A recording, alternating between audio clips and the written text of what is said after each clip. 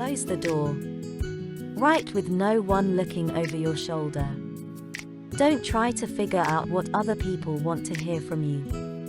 Figure out what you have to say. It's the one and only thing you have to offer.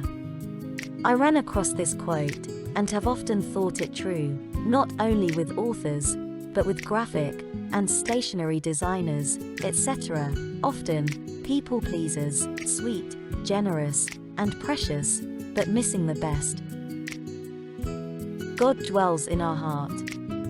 Thus, our calling involves following the passions God has placed there, not making everyone else happy, not meeting others' demands, not fulfilling every request in the universe. If you are tired in service, you are carrying a weight God did not place there. Leave whatever else for the next person, as they are called. Remember, we also are called to trust God to do the rest. Recently, I found a really neat site that was, almost joyously, shouting the need to hurry up and write whatever God has given you to share. Though it brought me to question if you even realize, to what extent, God has given you the power to make a difference. Even so, many have been in your own personal, and sometimes horrendous, tribulation for quite some time. Though I wonder how much you realize these hard times happen to you, so you will know where others are, what the need is, and what words need be shared. God gave writers. That means, if you are a writer, you are a gift, and it was God that decided such. It had nothing to do with your writing skills, but the desires of your heart. There is a hurting world out there, even more desperate than our situation may feel.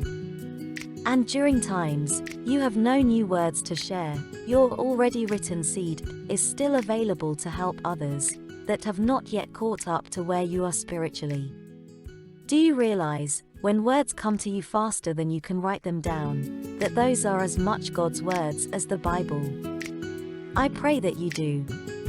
I pray that you will, finally, truly believe that it is impossible for you to write something inferior when the Spirit is moving. God does not do anything inferior. God has given you words to share that meet people where they are. You have a type of a gift of healing amidst a terribly wounded and cruel world. I pray you get a glimpse of how important you, your ministry, and your seed is, then stand up to Satan and not let him stop you from the passions of your heart any longer. Words inspired by God do not belong to you, but Him. Share them wherever there is a door of opportunity, as if your message, alone, can change the entire world, because it can. Via the internet, your writings will be multiplied so many times that only God can count the number of lives that have been touched, and how many lives they touch.